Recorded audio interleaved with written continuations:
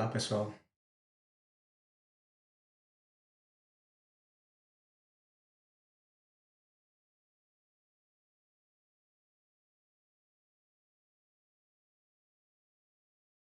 Estamos de volta. Vamos falar hoje sobre a prostituição que existia entre os hebreus. É, Quando lemos a Bíblia assim de imediato, achamos que havia de fato uma imposições para que não houvesse prostituta entre os hebreus, e que essas deveriam ser mortas, condenadas e assim por diante. Mas nós vamos ver que essas é, menções no sentido de negar a existência de prostitutas fica foram situações que foram colocadas posteriormente a essas passagens. E nós vamos ver que os hebreus faziam uso ou constante de prostitutas. Vamos ver os casos de Sansão, que eu cito, o caso de Judá, que se utilizou de prostitutas, e assim por diante, mostrando que não havia lei alguma ou que o Deus hebreu achasse que fazer uso de prostitutas era algo negativo. A prostituição é um ofício muito antigo. Em diferentes passagens bíblicas a encontramos. Em tempos como aqueles, difíceis, era muito comum as mulheres fazerem uso da prostituição como meio de sobrevivência. Sua prática se justificava muitas das vezes porque as mulheres constantemente perdiam seus maridos em guerra, conflitos individuais ou em guerra, tornando-se assim viúvas e tendo que cuidar de vários filhos órfãos de pai. Eram essas muitas situações que faziam com que as prostitutas surgissem.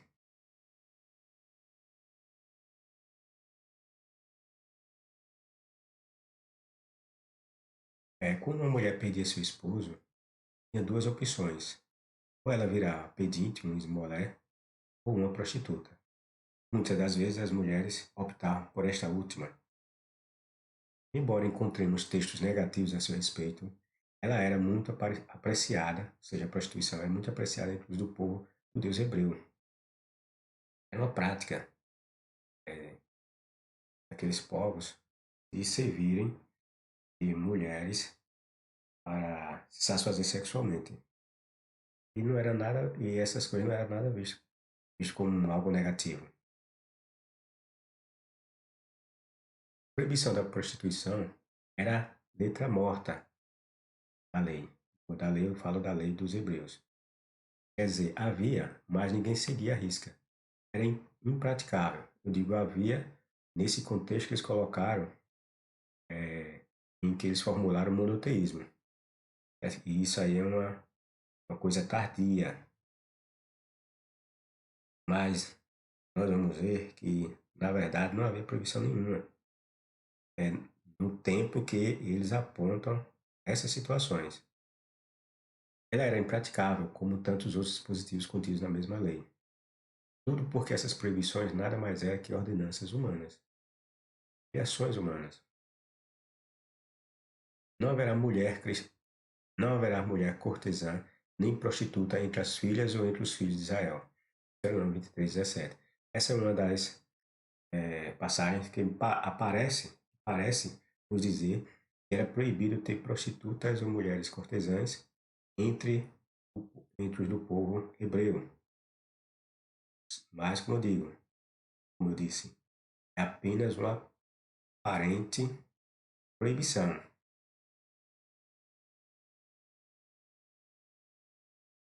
E quando a filha de um sacerdote começar a prostituir-se, profana seu pai, com fogo será queimada. Veja que o texto é bem incisivo em proibir a prática da prostituição, sobretudo das filhas de um sacerdote chegar a se prostituir. Deveria ser queimada a fogo.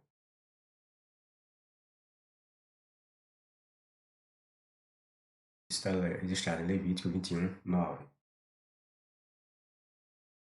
E quem já pesquisou, quem já estudou, sabe que o Deuteronômio, Levítico são livros posteriores, foram criados lá por volta do ano 800, 900, são escritos posteriores. Não contaminarás a tua filha, fazendo-a prostituir-se, para que a terra não se prostitua, nem se encha de maldade.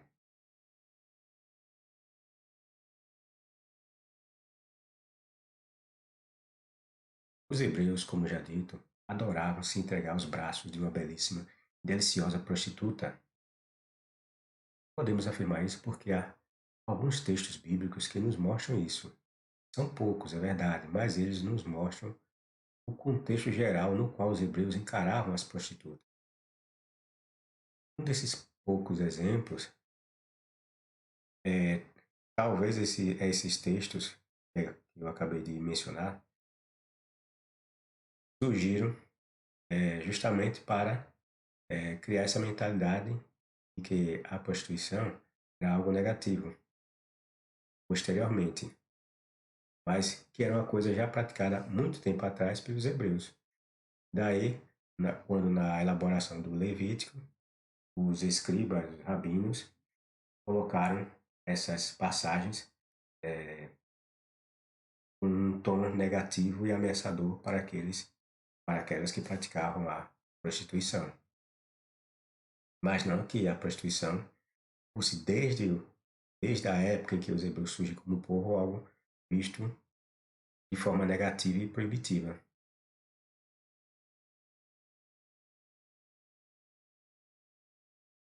Um desses poucos exemplos encontramos na história de Judá, filho do patriarca polígamo chamado Jacó.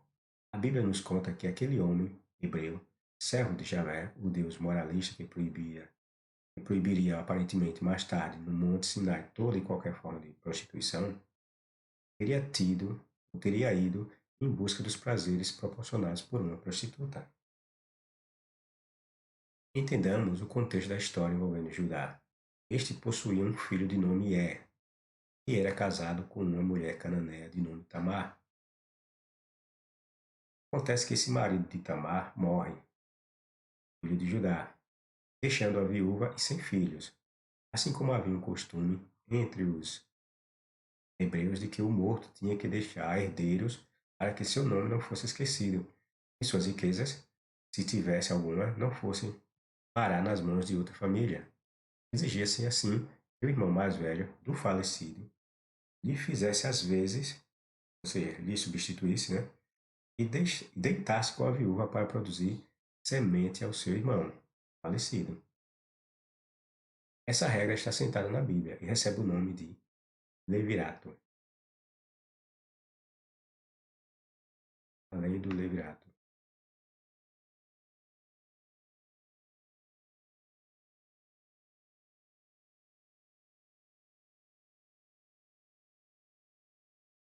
Se o irmão de um homem morrer sem ter filhos, a viúva não deverá casar fora dessa família. O irmão do seu falecido marido casará com ela e tomá-la por mulher. O primeiro filho que ela tiver será tido como filho do falecido, para que o seu nome não seja esquecido. Contudo, se o irmão do homem que morreu recusar cumprir com seu dever, neste caso, não quiser tomar por mulher a viúva, então ela irá ter com os anciãos da povoação e lhes dirá: o irmão do meu falecido marido recusa dar continuidade ao nome do seu irmão. Não quer casar comigo. Os anciãos convocá-lo-ão,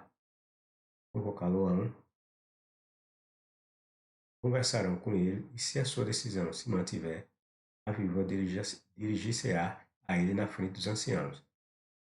Tira-lhe a sandália do pé, cospe-lhe no rosto. Dirá: isto é o que acontece àquele que recusa dar continuidade à casa do seu irmão. E a partir de então, a sua casa será considerada como casa do homem a quem descalçaram a sandália. Deuteronômio capítulo 25, versos 5 e 7. Percebam que irmão vivo poderia recusar cumprir essa regra. Porém, em consequência à sua recusa, ele seria submetido a um constrangimento e humilhação terrível. E como os homens eram extremamente machistas naquela época, machistas,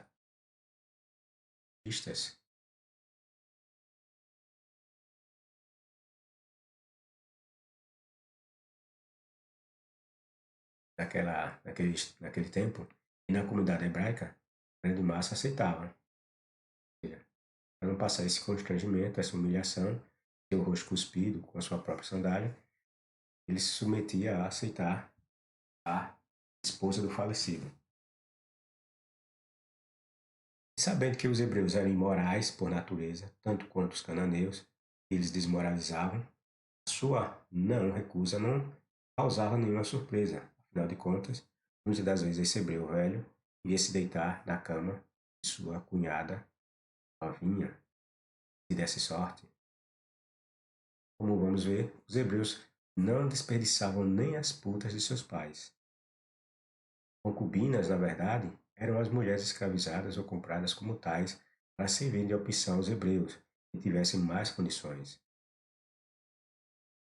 Pois bem, segundo essa regra do Levirato, os filhos de Judá teriam que cumpri-la. Assim, Onã, irmão de Er, teria que deitar-se com Tamar, citando-lhe dessa forma filhos que seriam tidos como se do de cujos seria o falecido fosse.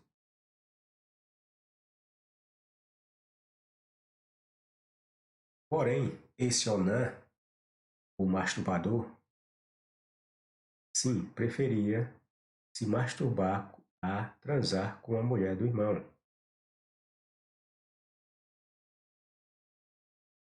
Vamos colocar transar, né? Comer. Só para que este não tivesse os filhos gerados como seus.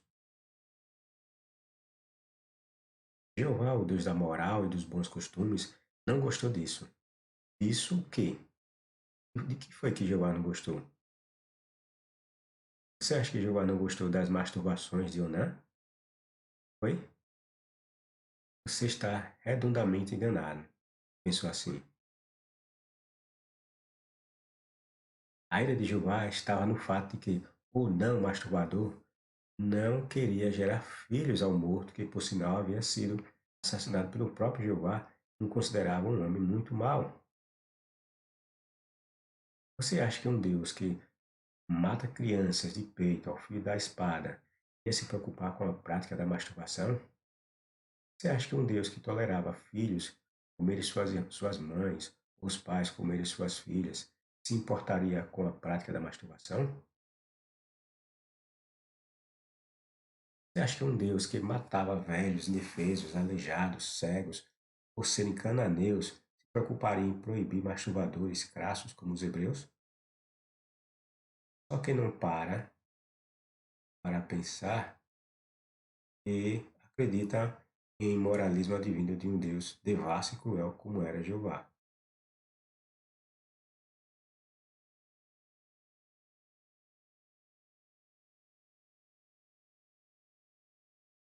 Pois então, Onã recusou aceitar esse ofício, por isso Jeová o matou. Dessa forma, a regra do levirato teria que ser cumprida pelo próximo irmão de Er, o falecido. E Onã se recusou a cumprir, né, e foi morto. Então, essa obrigação tem que passar para os irmãos seguintes do falecido. O próximo filho da linhagem de Judá era Selá. Porém, esse Selá era muito novo para deitar com uma mulher madura e gostosa como Tamar. Logo, Judá resolveu o seguinte: fica-te viúva na casa de teu pai, até que Selá, meu filho, seja grande. Porquanto disse, para que porventura não morra também este, como seus irmãos. Assim, foi-se Tamar, ficou-se na casa de seu pai. Gênesis 38, 11. Tamar então teve que esperar até que Selá alcançasse a maturidade que se exigia para penetrar sua belíssima cunhada. Todos nós sabemos o quanto um jovem é afoito quando o assunto é sexo. Acredito que Selah ficou contando os dias para penetrar sua deliciosa cunhada. E o melhor, tudo de graça e com o direito de se casar mais tarde com outra mulher, já que entre os hebreus a regra era a poligamia. A lei do levirato era um adultério consentido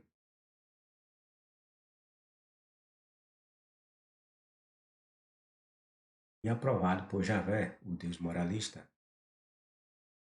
Qual moral o conceito que podemos extrair de uma porcaria de lei dessa? Você poderia extrair de positivo disso e passar para seus filhos? O que tem de moral numa história dessa? Ah, não, mas aí você tem que ver o contexto, a cultura, porta, e eu tenho de ver a cultura dos hebreus. E essa cultura, para mim, não passa nenhuma moral. Não é uma história que eu possa ver como instrutiva ou como merecedora de ser falada e mencionada aos meus filhos ou mesmo a qualquer outra pessoa. Ora, o tempo chegou e nada de Judá entregar o Selá aos braços de Tamar. Sabe por que da demora? Judá estava com medo de Jeová também matar seu filho, Selá por causa de Tamar. Porque todo homem que ficava com Tamar morria, todo homem, todos os filhos, né, de Judá, e passar nas mãos de Tamar morria. Aí Judá, com medo desse seu filho mais novo morrer, preferiu não entregar. Ficou só protelando o dia de ele ser entregue a Tamar. Nesse tempo, Judá fica viúvo e resolve dar um passeio para os lados da casa de sua viúva. Lembrando que Judá era casado com Cananeia. E ele também, pelo que tudo indica, tinha outras mulheres, as chamadas concubinas. Ah, quase ia me esquecendo. Tamar não era hebreia, assim como a viúva de Judá, que era uma cananita. Os hebreus queriam era transar, não importava com quem. Até com animais esses hebreus transavam. Tanto é que havia um mandamento, supostamente, é claro, lhe proibindo a tal prática. Já existia, né? Mais tarde surge a lei de Moisés, dizendo que é proibido os hebreus manterem relações sexuais com animais. Lembre-se que leis ou proibições só existem para coibir comportamentos indesejáveis que constantemente são praticados pelos membros de uma comunidade.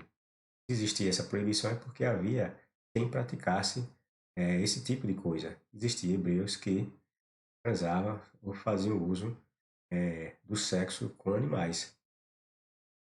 Toda e qualquer proibição é porque já existia aquela prática. Então, a lei, o mandamento, ela surge para coibir, inibir determinada prática indesejável. Tamar, sabendo que Judá está em sua região, resolve se disfarçar de prostituta. Por que será que uma mulher pagã se disfarçaria justamente de uma prostituta?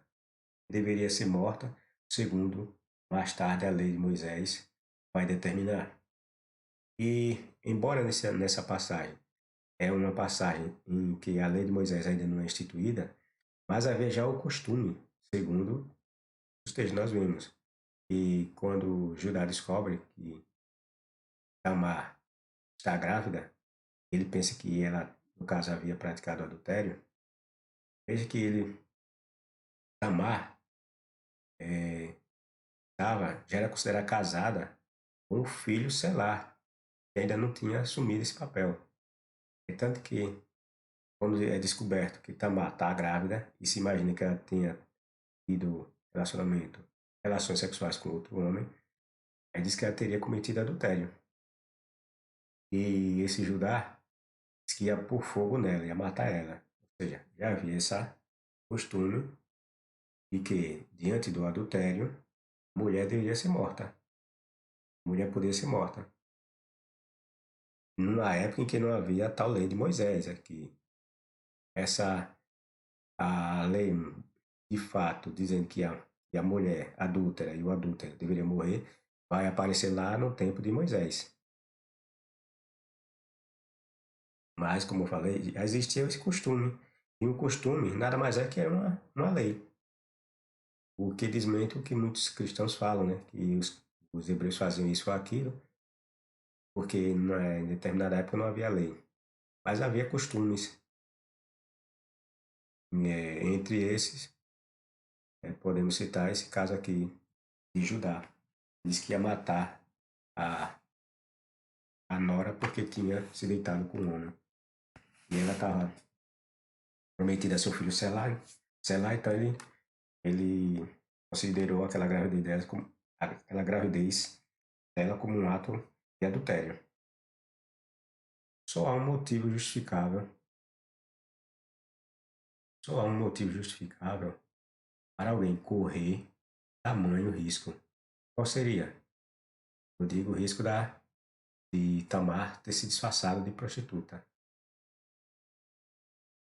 Os hebreus eram viciados em comer prostitutas que encontravam pelo caminho por qual passar depois de uma longa viagem. As prostitutas conheciam os lugares por onde homens costumavam passar em suas idas e vindas. Desse modo, escolhiam lugares próximos a poços de água. Todo viajante sempre procurava água para beber, ou estradas corriqueiras. Tamar, pelo jeito, conhecia muito bem os lugares que os homens se davam ao desfrute. Lá em Provérbios, fala dos locais em que as prostitutas costumavam ficar. E lá é dito que um desses locais eram as estradas. Foi por isso que Tamar sabia que os homens em viagem sempre, quando encontravam prostituta num poço d'água ou numa estrada, eles sempre mantinham, se satisfaziam com essas prostitutas. Por isso que ela foi, se disfarçou de prostituta para ajudar quando a visse a, a desejasse. O hebreu Judá, quando viu aquela prostituta maravilhosa, no caminho não se conteve. Queria logo, queria logo entrar lá. Entrar no texto na Bíblia significa penetrar em relações sexuais. O verbo entrar, você vê o verbo falando de entrar próximo de uma mulher, então é essa ideia que o texto quer dizer, é penetrar no sentido de ter relações sexuais. É simplesmente entrar na casa da pessoa. É entrar mesmo dentro dela. Então, quando Judá viu aquela belíssima prostituta, desejou logo penetrá-la com seu cajado hebreu. O hebreu não pensou duas vezes, e mostra que não havia proibição alguma de homens transarem com prostitutas. Se houvesse, encontraríamos em alguma passagem vestígios de desaprovação dessa conduta de Judá. Não encontramos. Judá, em todo o texto bíblico, nunca será criticado por essa conduta que ele teve, querer transar com a prostituta. A questão não é pensar que Tamar não era prostituta. Muitos cristãos digam, não, mas ela não era prostituta. Ele transou com ela, mas não era prostituta. Mas a pergunta é, o importante não é saber se ela era ou não era prostituta e que ela está se disfarçando de prostituta. A questão é, a intenção de Judá, qual era? Era transar com uma prostituta. Ele pegou a nora porque imaginava que ela era uma prostituta. Essa é a questão. Ou seja, para ele, prostituta, ou seja, ter relações com a prostituta não era errado.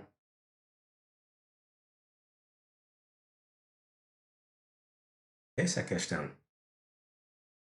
Mas pensar que Judá achava que estava transando com uma. Ele penetrou uma mulher achando que estava com uma prostituta e lhe pagou o preço dos serviços de uma.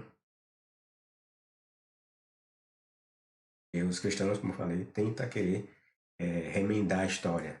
Ah, não, mas ele foi enganado, ele não sabia que era prostituta. Mas a questão não é saber se era prostituta. Não era prostituta. A questão é que ele foi atrás de uma prostituta. E como nós falamos, por que Tamar fingiu ser prostituta? Qual foi a finalidade dela fingir ser prostituta? Porque ela sabia que os homens daquela época gostavam de transar com prostitutas. Aí se disfarçou de uma, ficou no local que era corriqueiro de prostitutas, e Judá, que era um judeu e que passava por essas estradas, sabia que as prostitutas frequentavam esses locais, estradas, né? A primeira que ele viu na estrada quis transar, e era somente a sua nora disfarçada. Essa é a questão. Então, esse contexto, nós temos esse contexto é que não havia proibição nenhuma com relação a um hebreu ter relações sexuais com prostitutas. Não havia essa proibição. É tanto que a Noa também foi e se disfarçou de prostituta. Se existisse essa proibição, ela não faria isso. Ela não ia correr o risco de ser morta. Então, ela tirou de sobre si os vestidos da sua viuvez, cobriu-se com um véu, disfarçou-se e assentou-se à entrada das duas fontes. As duas fontes, tá vendo? Era comum os viajantes irem atrás de fontes para beberem água. Então, as prostitutas, sabendo disso, ficavam nesses locais estratégicos. E estão no caminho de Timná, porque via que Selá já era grande, e ela lhe não fora dada por mulher. E vendo-a Judá, teve-a por uma prostituta. Judá, quando viu a mulher lá perto da fonte, né, com aquelas roupas que indicavam ser próprias de prostituta, foi lá e quis mandar brasa nela, porque ela tinha coberto o seu rosto. Porque ela tinha coberto o seu rosto, que dá a entender que era costumeiro de prostitutas cobrirem seu rosto de uma forma talvez diferente. E dirigiu-se para ela no caminho e disse: Vem, peço-te, deixa-me entrar a ti. Ou seja, ele chegou e disse: Vem, peço-te, deixa-me transar com você.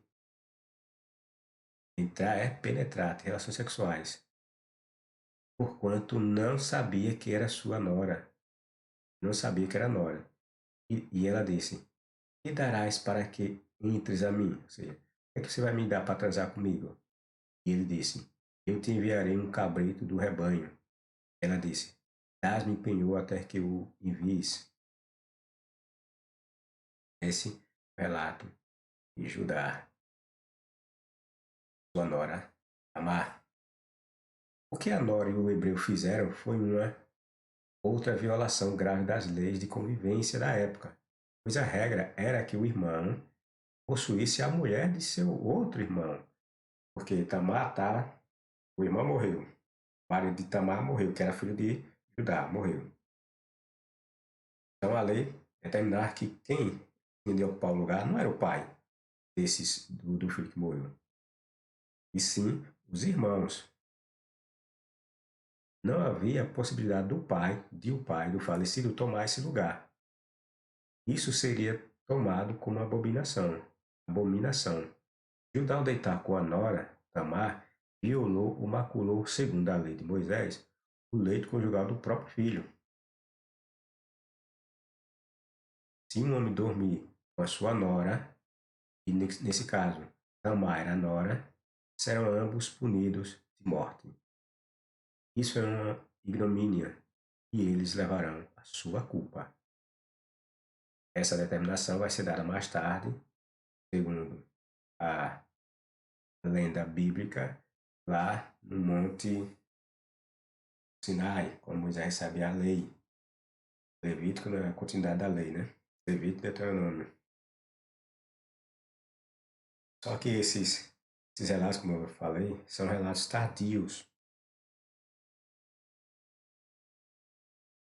Ninguém foi punido com a morte, nesse caso. Nem Judá e nem Tamar foi punido com morte nenhuma. Judá apenas não transou mais com a nora, diz o texto. Isso porque era errado, na concepção hebreia, tal conduta. O texto mostra que diz que depois que ela fica sabendo que ainda tinha transado com a nora, Ele nunca mais teve contato com ela. O que mostra que na época também era. Porque veja, esse texto da proibição da nora em relações sexuais com o sogro é de Levítico, ou seja, é na época em que a lei já existia. Só que o contexto da história de Judá é o contexto de uma época que não havia a lei de Moisés. Mas mesmo assim, nós podemos perceber nesse contexto de que era errado a nora se deitar com o sogro. Tanto que, como eu disse, esse Judá, depois que descobre essa situação, ele nunca mais teve contato ou relações com Tamar. E também de que o adultério já era condenado nessa época, não por lei, mas por costume. Um costume vale como lei, geralmente as leis surgem de costumes. É que Judá, quando soube, como eu falei anteriormente, no Judá imaginou que Tamar, ao ficar grávida, teria tido relações com outro homem, que não o seu filho, o Selá, que era prometido a ela, e considerou esse ato dela como um adultério. Diz que iria matá-la, mostrando que, no contexto mesmo, nesse contexto em que não havia ainda a lei, havia um costume de se proibir tanto da nora ter relações com o sogro, como também da morte por adultério, ou seja, matar quem cometia adultério. Questão de honra, né? Por causa das masturbações de Onan, a palavra onanismo entrou em nosso idioma como sinônimo de masturbação, interrupção de coito antes da ejaculação. Quem nunca praticou o onanismo na vida, atira a primeira pedra, ou atira a primeira Bíblia, em Jeová. Quando leio essas passagens e as analiso, só fico a imaginar o quanto as religiões enganam as pessoas. Vejo o quanto os cristãos são desinformados. Eles não conseguem abstrair o mínimo de informações contidas nos contextos bíblicos. Eles só conseguem enxergar aquilo que está explicitamente escrito. Não conseguem interpretar um texto quando este está na Bíblia. Suas mentes ficam obtusas e seus olhos ficam como que encobertos por uma venda. Agora passemos para o caso daquele que deveria prezar por suas leis, Deus Jeová. Esse Deus primitivo e moral, dizemos, mas sabemos que não há nada de Deus. Esses relatos, o que há de verdade é um escriba dando vida às ações absurdas e ridículas desse ser imaginário. Esse Deus primitivo é o primeiro a violar sua lei contra a prostituição. Esse Deus que insisto em escrever com inicial minúscula, ante a sua pequenez de caráter, para demonstrar ao seu querido povo o grau de sua reprovação diante das prostituições, realiza em seu templo, nos morros e oiteiros por Israel, manda que um de seus supostos profetas pegue primeiro uma mulher de prostituições e lhe gere filhos, sendo que estes representariam filhos ilegítimos, assim como ele encararia os filhos de Israel. Em seguida, Javé manda seu profeta pegar uma mulher de adultérios, tudo para fazer com que seu povo sinta a dor de ser corno e estar apaixonado por uma mulher adúltera. Quando o Senhor falou no princípio por Oséias, disse o Senhor a Oséias: Vai, toma por esposa uma mulher de prostituições, filhos de prostituição, porque a terra se prostituiu. A terra que ele está se referindo aqui é a terra. Os crentes aí pensam que é a terra em termos geral. Não, aqui é a terra de Israel. Está se referindo à terra de Israel. Se prostituiu, apartando-se do Senhor. Ele se foi, pois e tomou, ele, caso Osés, o profeta Osés foi, partiu, tomou a Gomé, que era uma prostituta, filha de Diblaim, e ela concebeu e lhe deu um filho. Aí muitos cristãos aí inventam dizendo que aqui é simplesmente uma metáfora que Deus manda esse profeta pegar uma prostituta para mostrar que Jeová desaprovava a adoração que os hebreus praticavam na época aos deuses falsos. Dizem que, na verdade, ali era um simbolismo para dizer que a adoração falsa era como o pecado da prostituição, mas isso é mentira. Por que é mentira? Porque o texto fala que Oséias foi e pegou uma prostituta. E a prostituta tinha nome, Gomer, nome de Gomer.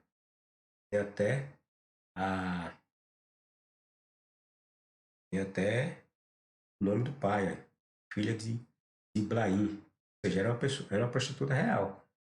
Aqui não é nada de uma parábola ou uma metáfora. A ideia da situação, sim. O Deus hebreu queria passar a ideia de que os hebreus, quando de fato adoravam outros deuses, aí esse pecado de adorar outros deuses era encarado pelo Deus hebreu como uma traição igual a que um homem tem quando uma mulher comete adultério. Mas a questão é, o Deus hebreu mandou que um céu dele fosse atrás de uma prostituta. E isso violava a própria lei do Deus hebreu, que no conto, né? Falando na lei, no conto, ele diz que era proibido se prostituir ou ter entre o povo de Israel prostitutas. Mas a história é tão mentirosa que, se existia realmente essa proibição de não haver prostitutas em Israel, então como foi que o profeta achou uma prostituta? E que era tão conhecida? E tinha até o nome do pai dela. Tá entendendo? Porque não havia proibição nenhuma. Não havia proibição de ninguém ter relações com prostituta. E o Senhor me disse: vai outra vez, ama uma mulher amada de seu amigo.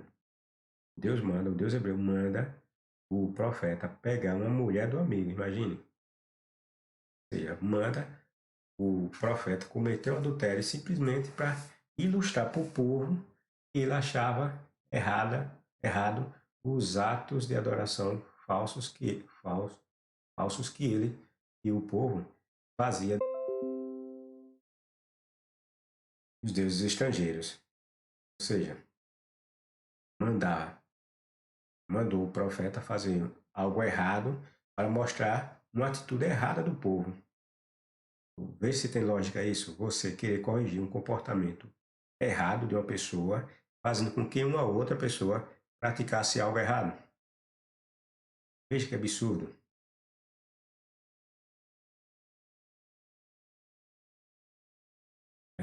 Como o Senhor ama os filhos de Israel, embora eles olhem para os outros deuses, e ame os bolos de uvas, e a comprei para mim por 15 peças de prata, e um homer de cevada, e meio homer de cevada.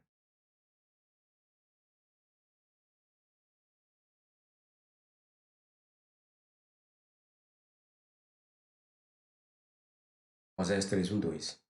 Vocês acham que se houvesse mesmo um Deus de elevados padrões morais que inspirava os hebreus a escrever todas essas histórias, ele mandaria um servo seu se prostituir? Você acredita que um Deus moralista mandaria alguém violar o leito conjugal, ele mesmo de ser sagrado, só para mostrar sua insatisfação com os demais servos seus que adoravam outros deuses e que ele via essa adoração como uma prostituição? Quem viola uma lei, viola todas. Jeová mandou violar uma de suas leis. É desse Deus que os cristãos adoram. E é esse Deus que os cristãos adoram. Vejam a outra regra que Jeová violou quando mandou seu profeta se prostituir. E ele tomará por esposa uma mulher na sua virgindade, viúva, ou repudiada, ou desonrada, ou prostituta. Estas não tomará, mas virgem do seu povo tomará por mulher. E não profanará sua descendência entre o seu povo, porque eu sou o Senhor que o santifico. Embora essa ordem foi dada para os sacerdotes, ela se estendia a todos os hebreus, certo? Veja que aqui ele diz que a pessoa que se envolvia com prostituta estaria profanando a sua descendência. E os filhos que ela tivesse, ou que ele tivesse como prostituta, seria como que ele tivesse profanando, maculando a sua descendência. E nós vamos ver que diversos hebreus deitaram com prostitutas. E teve até filhos com elas. E esses filhos não foram tidos como amaldiçoados ou como tendo imaculado a descendência do hebreu que pegou a prostituta. E é só conversa furada, histórias inventadas. Embora esse texto se aplique aos sacerdotes levitas, ele pode ser aplicado a qualquer hebreu, já que o Deus hebreu dizia que todo seu povo deveria ser santo como ele o era. O Deus imbecil do Velho Testamento não se deu conta dessas duas graves violações de sua lei quando ele mandou o profeta Oséias procurar uma prostituta. O legislador, que tem o dever de prezar pelo cumprimento das leis que são por ele elaboradas, não as cumpre, quem as cumprirá? Foi o Deus hebreu que fixou as leis, né? As supostas leis. E ele mesmo viola, então quem é que ia cumprir, né? É ou não é para rir? Quem pode levar a sério uma tralha no livro desse? Só pessoas imbecilizadas que veem seriedade numa palhaçada dessa. Você, vendo uma pessoa honesta, que não compactua com atos ilícitos, tiraria proveito dos lucros da exploração sexual, considerar crime no Brasil? Sendo você uma pessoa que procura de todos os modos dar exemplo de honestidade e honradez a seus filhos, tiraria proveito financeiro de produtos roubados ou cuja origem era duvidosa que lhe fossem oferecidos? Certamente acredito que não. Vejamos o que a Bíblia nos ensina quando estivermos diante de situações como essas. Analisemos o conceito moral da Bíblia e do Deus que ela representa. Serão os babilônios e não os assírios quem entregará tiro aos animais selvagens. Sitiá-la-ão, arrasarão os seus palácios, farão dela um manto de ruínas. Uivem navios que cruzam os oceanos, porque o vosso porto de origem foi destruído. Durante 70 anos, Tiro será esquecida. E então, nos dias do outro rei, a cidade voltará de novo à vida. Tornará a cantar canções sentimentais, tais como uma prostituta que, saudosa dos seus amantes, vai pelas ruas à procura deles, para que se lembrem dela. Sim, após 70 anos o Senhor fará reviver Tiro, mas não será diferente do que era antes. Tornará de novo aos seus maus caminhos por onde andava em todo o mundo. Contudo, virá o tempo em que todos os seus grandes negócios trarão benefício para o Senhor. Eles não entesouraram, eles não serão entesourados, mas usados para a aquisição do melhor alimento e da melhor roupa para os sacerdotes do Senhor. Isaías 23, 13 a 15, 17, 18. Aqui é uma profecia que o Deus hebreu disse que ia se cumprir em Tiro, a cidade. A belíssima passagem, cuja redação é atribuída ao profeta Isaías, nos relata uma daquelas profecias de Jeová. Esse Deus não faz outra coisa dentro do Velho Testamento a não ser lançar profecias contra os povos ricos que estavam em melhores condições que seu povo escravizado. Jeová pragueja contra a cidade de Tiro. Essa cidade pagã, cujos moradores são todos adoradores de ídolos e deuses falsos, gozava de uma opulência sem igual. Já a nação do Deus verdadeiro era só miséria. A riqueza de Tiro advinha de seus intensos comércios realizados através de rotas marítimas. Esses pagãos, se fôssemos comparar sua situação, seriam iguais aos europeus de hoje, enquanto os hebreus seriam os venezuelanos de hoje, ou seja, os ricos e os miseráveis, né? Pois bem, Javé, em sua profecia, diz que irá destruí-la, ou seja, destruir Tiro, através do rei de Babilônia. Jeová está dizendo que vai trazer os babilônios, que vai atacar Tiro e que vai destruí-la. E que esta cidade ficará em ruínas por longos 70 anos. A cidade vai ficar por 70 anos.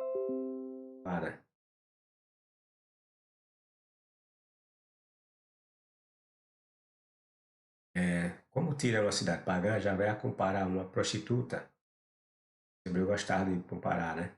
Ele sempre compara as nações a mulheres.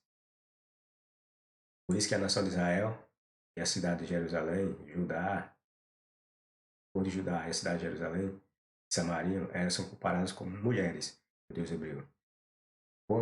Como essas cidades, tanto de Samaria como de Jerusalém, muitos deles não adoravam o Deus hebreu, só faziam praticar a adoração dos deuses pagãos, ele considerava essas mulheres que ele tinha como sendo dele, prostitutas, mulheres prostitutas. Então Tiro era uma cidade pagã. Então Jeová, por meio do profeta aqui Isaías, compara essa cidade pagã a uma prostituta. Embora sua nação também seja outra muito pior, ou seja, estou dizendo que a nação de Israel, embora os hebreus chamem Tiro de uma prostituta, mas os próprios hebreus, que compunham a nação dele, formavam uma prostituta muito pior que Tiro.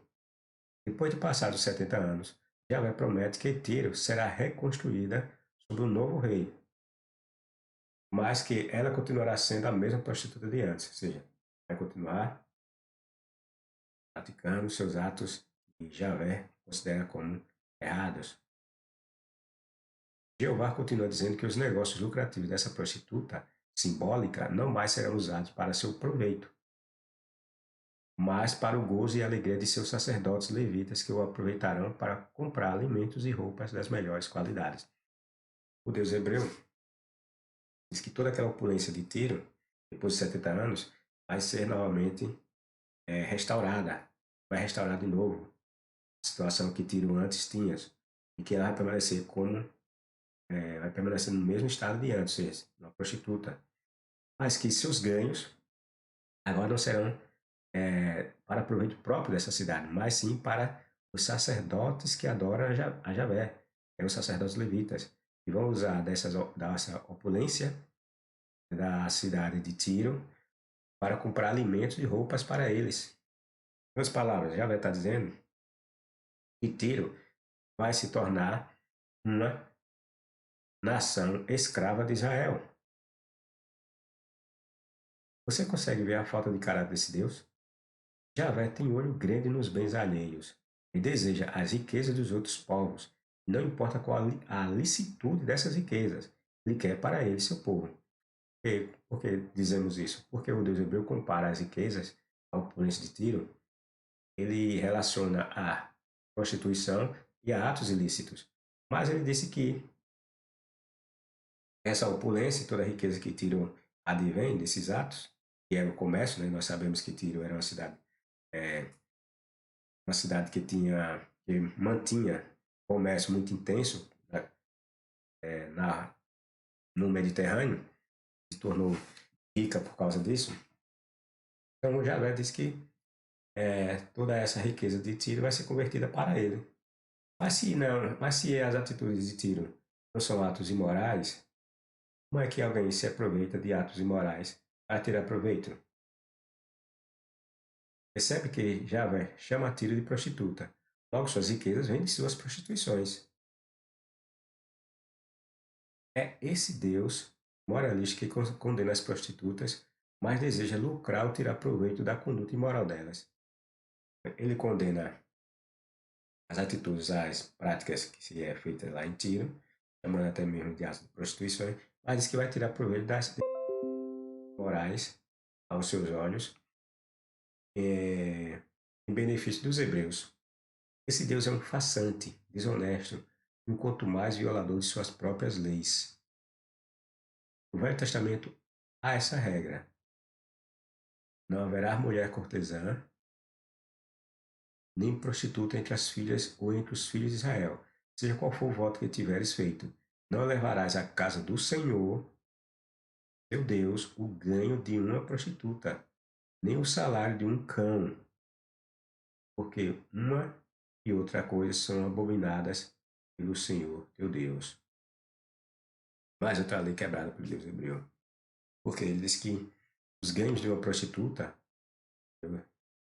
e ela, os ganhos que uma prostituta cobrasse pelos seus serviços, prostituição, não deveriam ser levados à casa do Senhor, ou seja, não deveriam ser depositados no templo o deus hebreu, ou na tenda do deus hebreu, seria ganhos similares ao de um cão. E o cão é um animal desprezível, é considerado tão desprezível quanto o porco. Então o deus hebreu compara os ganhos da prostituta igual aos ganhos de o salário de um cachorro. Não tem valor nenhum. Mas só que nós vimos que ele disse que ia tirar proveito dessa situação de Tiro. E Tiro não era uma cidade prostituta? Entenderam? O deus hebreu se contradiz. Nós falamos Deus hebreu, mas na realidade é o escritor, né? Deus hebreu algum existe. Todos os seus ídolos serão quebrados, todos os seus ganhos de prostituição serão queimados no fogo. Destruirei todos os seus ídolos, porque foram pagos com salário de prostituição. E em salário de prostituição serão convertidos. Ele aqui condenando os ganhos oriundos da prostituição. Só que lá, na sua profecia dirigida a Tiro, ele diz que vai tirar proveito dos ganhos oriundos da prostituição de Tiro. Entenderam? Como vimos nas pragas lançadas contra Tiro, Jeová não levou em conta essas proibições. Suas leis são todas furadas, sem qualquer sentido ou valia. Esse Deus mau caráter diz que fará uso do produto das prostituições de Tiro. Esse Deus é o ser mais hipócrita que encontramos nas bizarras histórias da Bíblia. Isso aí, pessoal. Espero que vocês tenham entendido. Dê seu like, seu dislike, se for o caso. Compartilhe, divulgue o canal. Comente. Deixe seus comentários. Clique no sininho. Receber novas notificações, novas postagens de vídeos que fazer. E até a próxima.